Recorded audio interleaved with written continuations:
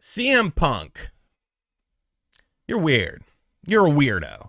And there's different types of weirdos out there in the world. I'm obviously not the most normal 37-year-old man. And look at my man cave here, toys and video games and stuff like that. But I embrace my weirdness.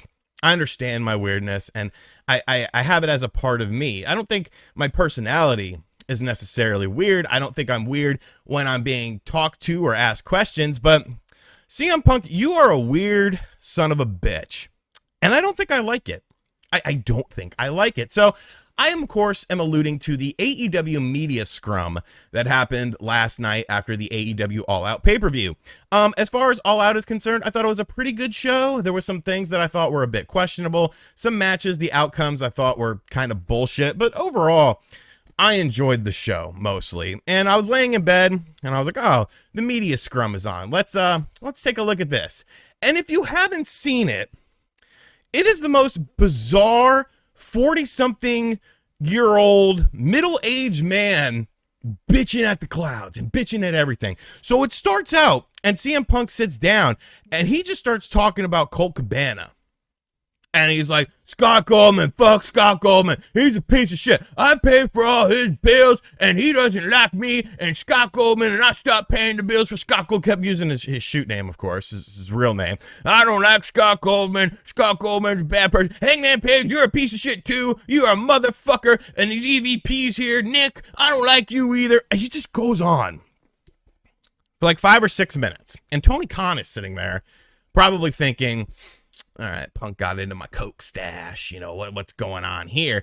It was just the most disturbing, stupid, childish fucking thing I've ever seen in a pro wrestling media after event. And there's been a lot of stupid shit that's happened at these things, whether it's storyline, whether it's a work or a shoot or whatever. There's been a lot of shit that's happened at these. But this has to take the cake as the biggest whiny, fragile ego, diaper baby thing that I've ever seen. And there's a lot of people that are like, oh, you know, I think it was a work. I think it was just working the marks and, you know, working the sheets, because it was, you know, a lot of the dirt sheets there. But allegedly there's been a ton of heat on him after that from people like Nick Jackson, from people like Hangman Adam Page and stuff like that. Because here's the thing. There's a lot of people in this world that I don't like. There's a lot of people on YouTube that I don't like. I'm not trying to compare myself to someone the magnitude of CM Punk, but I mean, at the end of the day, you know, it's there are similarities. I'm not going to say it's similar, but there are similarities. I might be doing a podcast and somebody mentions someone that hates me or I'm not a huge fan of or something like that. And what do? Do I go off the rails? Do I have this unhinged, deranged rant about it? No. I'll laugh about it. I'll say, oh, you know, that person's fine. You know, they're cool. You know, it's whatever. It's no big deal. It is what it is. And I mean, really, at the end of the day, it is what it is. You know, these are your peers. These are the people that, you know, are in the same sphere as you. I don't have to worry about a backstage or something like that. And Punk's like, if anyone's got a fucking problem with me, you come to my fucking face. And I'm like, dude, I could sit here and name quite a few people in that locker room who would shut you the fuck up.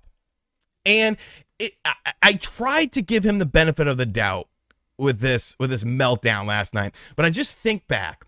I think back to his entire career, because ever since he was on the indies, well, you know, CZW and all that shit, when he was in TNA and he was in, you know, this Ring of Honor, this, that, and the other, he has always been like this. And you would expect someone to start to mature after a while. You would expect someone to, you know, as they become older and, you know, their priorities shift and, you know, you're not the top dog anymore. You're not doing the most innovative stuff out there. There are people that do what you do better than you do it. You would start to become a little bit more humble. You would start to become a little bit more down to earth. But if anything, I think CM Punk, this man, has gone the complete opposite way. I think he's just gone off the deep end, completely off the deep end. And to have that happen at a media scrum where you're burying people on your roster, you're burying people on your company, you're burying EVPs on your company. If I'm one of the targets of him, I'd be like, dude, shut the fuck up, shut me the fuck up, or get the fuck out of here.